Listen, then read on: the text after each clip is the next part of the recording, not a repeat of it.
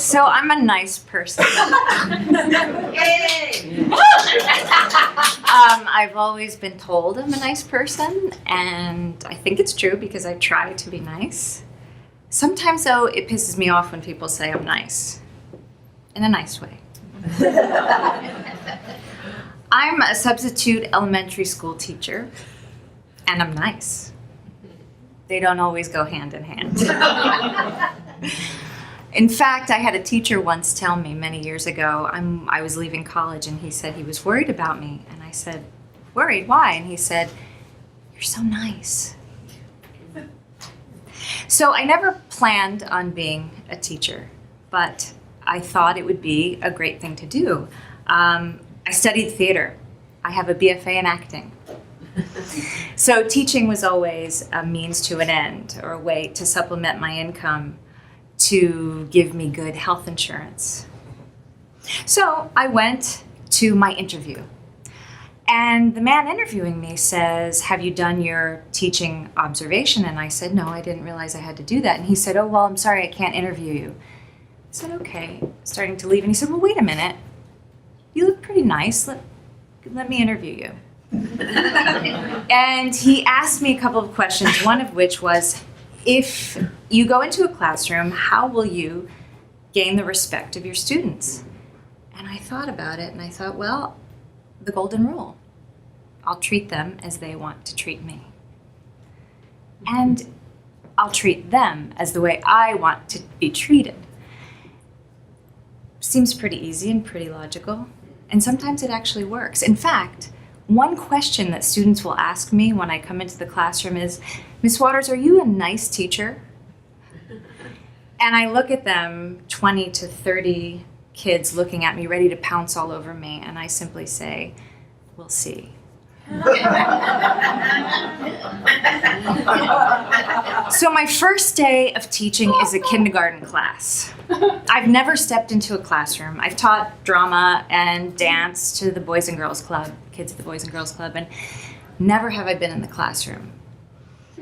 I get in the classroom, and at that time, many years ago, kindergarten was half day, 2 sessions, a morning session and an afternoon session. One teacher would lead the morning, and one teacher would lead the afternoon. And so I get there, and luckily, the other teacher is also a sub. And he says to me, I confide in him, and I say, this is my very first day ever teaching. And he says, well, listen, why don't we switch? You can be the afternoon teacher, I'll be the morning teacher. And you can watch what I do, and so hopefully you'll feel a little less nervous. And so I said, okay. And I watched him. And it seemed pretty easy. It seemed like I could do it. I was an actor. I would act like a teacher. And it went great. Well, it doesn't always go that way. And 17 years later, I can tell you there are some days that are great, and some days the kids are incredible, and some days it's incredibly chaotic. And you feel like you're on an episode of I Love Lucy.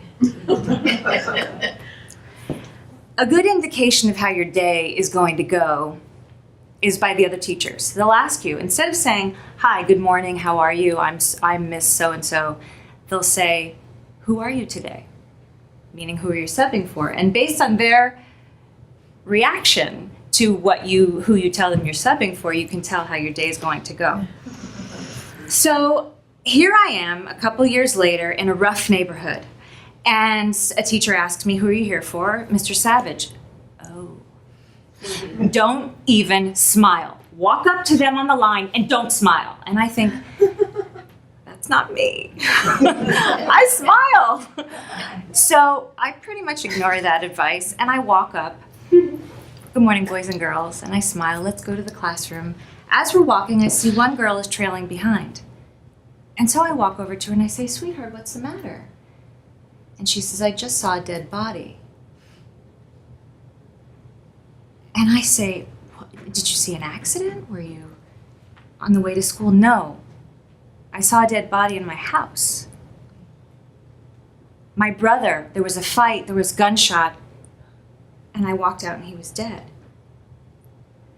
Well, nothing can prepare you for a child telling you that they just saw a dead body.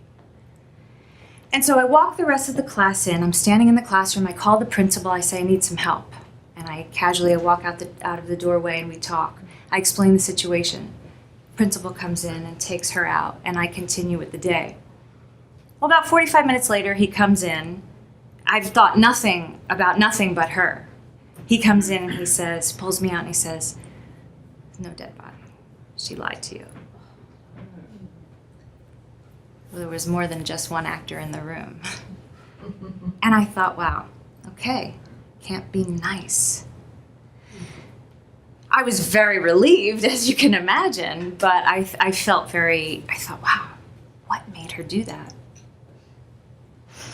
Cut 2 years later, I'm with a 5th grade class, again, in a very rough neighborhood. And I'm there for the week. I take a week-long assignment. And I know that they've had multiple subs, which is another indicator of a bad day. That means the sub doesn't want to stay. So I think, what am I in for? Well, I said yes to the job, and so I'm going to take this job. I walk in, and it is just out of control. I can't get anyone's attention. No one's listening. They're disruptive. Nothing. And rude, disrespectful. And I think, I don't know what. I pulled all my tricks. I've said, you're going to be benched at recess. I'm going to talk to your teacher. I'm going to send you to the principal. Nothing is working. And I think, what would their parents think if they knew this is how they were behaving? And so I get an idea. I decide, I turn around, everyone's safe. I'm making sure everyone's safe in the classroom. And I start writing on the board, "Dear Mom and Dad, today I have a substitute teacher, and I'm not listening. I'm not behaving. I am disrespectful. I am rude." Suddenly, the class starts getting quieter and quieter and quieter until I turn around and no one is talking. In fact, someone in the back is crying a little, or starting to cry. And another boy in the front is saying, "No, please, don't make me do this." And so I think, great, I've got him. Okay. I said, well, you're going to write this letter. Everyone in the classroom is going to write it, even though someone in the corner says, "But it wasn't me, I wasn't bad." So everyone writes the letter, and I say, I'm going to collect them, and we'll see how the rest of the day goes. If you listen, if we get our work done, fine. The letters will be torn up, thrown in the trash, and that's that. They agree. They're quietly writing the letter. And at the end of the letter, I had said, "Please discuss this with me, Mom and Dad. Please sign this and return it so my teacher knows that you've read it." So that worked for about 15 minutes. And then it got worse and worse and worse and just out of control. So I said, yes, and you have to, if you threaten something like that, you've got to fulfill it. So I passed the letters out. I say, you're taking them home.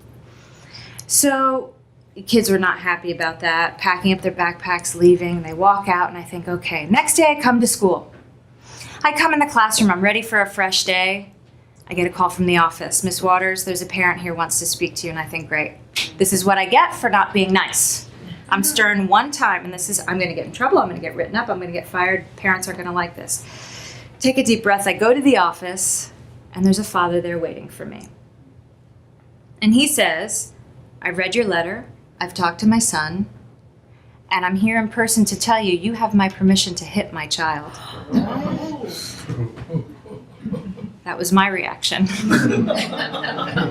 Hit your child? No, I won't be hitting your child. And that day I had a little greater understanding of why the children were behaving the way they were. And there are no bad kids. They're all good. And it's okay to be nice. And it's okay because when you are nice to them and treat them how you want to be treated, they will eventually treat you the way you would like to be treated. And so as the days go on and each classroom I step into is different. And each classroom I learn something new. Each child I learn something new from. And I realize it's a learning process. And yes, some days I have to be stern. Some days I have to have them write that letter. But ultimately, it's okay to be nice. Yeah!